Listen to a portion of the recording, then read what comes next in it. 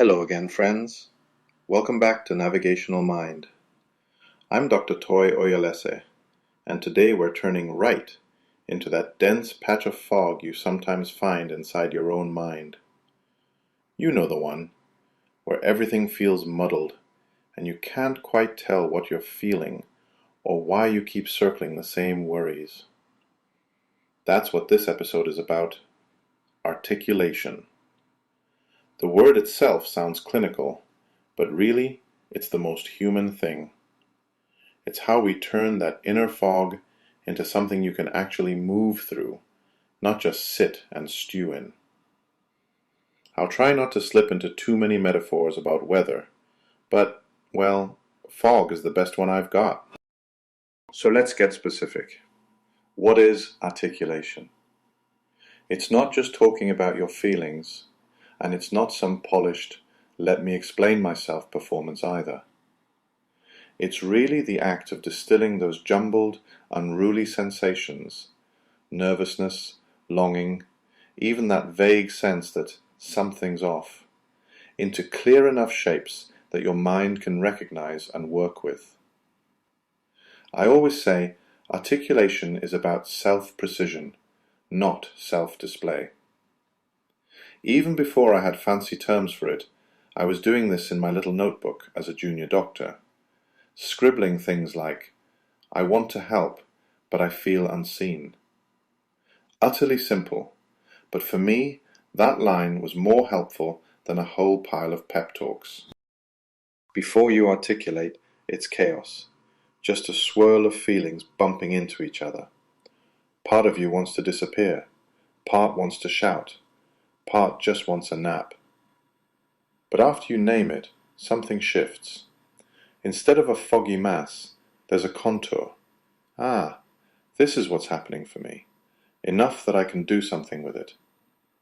That's the real heart of articulation. It makes your mind legible, not to impress anyone, but to let you move. And look, I'm not perfect at this myself. Even now, decades in, I'll sometimes go a week before realizing, oh, there's a fog here because I'm not actually sure what I want, or which part of me is stressing out. So, if this is new to you, you're not alone, and you're not lost, just not quite articulated yet.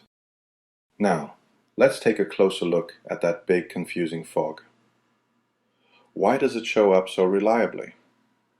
From all the listening I've done, patients, family, my own journal, it's pretty clear that mental fog pops up whenever experience hasn't quite settled into words or understanding.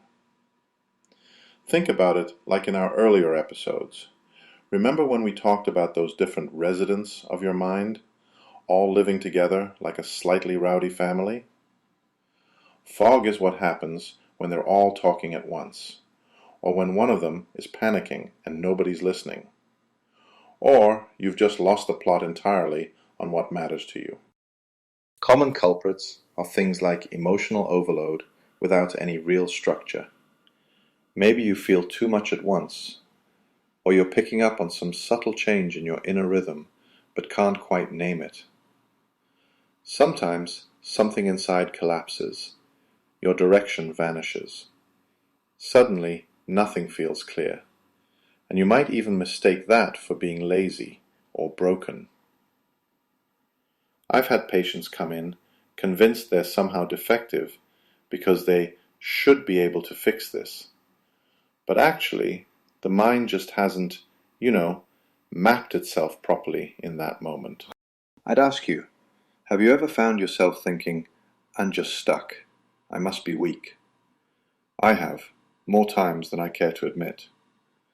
But what if, instead, you said, I'm foggy because I haven't articulated what's going on yet? That one little reframing takes it from a moral judgment to a structural observation. There's nothing wrong with your engine. You just haven't figured out which wire leads to the right switch. There's something gentle in that. It stops you from attacking yourself and gets you curious instead. You'll probably recognize from previous episodes this is very similar to how we talk about internal friction and direction. Fog isn't a personal failure. It's the system searching for bearings. And when you treat fog as a signal rather than a verdict, then you're starting to get ready for the practice of articulation itself. So how do you actually do this? How do you turn all that fog into something you can steer by? Over the years, and after a lot of trial and error, often with my patients, but even more with myself, I've landed on 3 levels of articulation. First up, emotional articulation. This just means naming what you're actually feeling, straight up, and without layering on judgment or performance. It's less, I'm supposed to feel grateful, and more, I feel ashamed about how little I've done, or I'm scared of losing something important. Not fancy, just honest. Next is what I call structural articulation. This is where our inner house from episode 2 comes back in. Who's actually talking? Is it your trust, who just wants reassurance? Your autonomy, who needs some space? Or your initiative, getting itchy to do something new?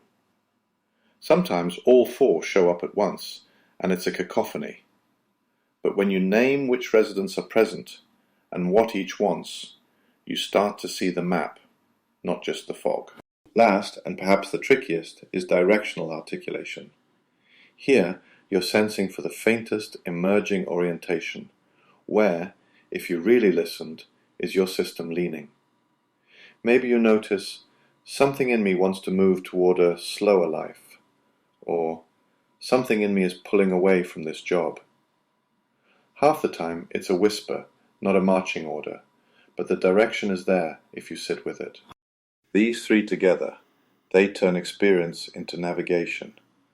Not perfection, not performance, and definitely not over-explaining.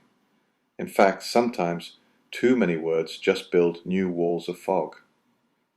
As I tell my residents at the clinic, don't aim for eloquence, just aim for accuracy that's good enough. Want a practical start? Here's my 5-step micro practice. This works whether you've got 5 minutes over coffee or 30 seconds in the elevator. Trust me. First, pause and notice. What am I actually feeling in my body right now? Second, put a simple sentence to it. I feel. Third, check which parts of you or which resident voices are showing up. And what do they each want? No drama, just honest noticing. Fourth, if you listen closely, what direction, even faintly, is emerging? Then fifth, and this is key, write down a single, precise line that captures that moment. Not a diary page, just one true sentence. I remember a patient once came to me, just saying, I'm lost. Over several sessions, as we named what was actually true, underlying fears, hidden longings, they moved from paralyzed to a kind of traction. Didn't solve everything, but it stopped the fighting inside. Their inner house got quieter, decisions got easier, and the internal shame, that panic, settled down a notch. So, that's the heart of today's episode. If you try this just once a day for a week, you might find a kind of clarity that doesn't require you to fix everything or win at self-knowledge. You just get to be a little more usable to yourself, one honest sentence at a time. And if you care to, jot that line down, send it to someone you trust, or just reflect on it quietly. Next time, we'll talk about anchors, those things that help you stay steady while everything around and inside you keeps moving. For now, take a moment today to pause, name what's here, and let that simple act turn fog into clarity. See you next time.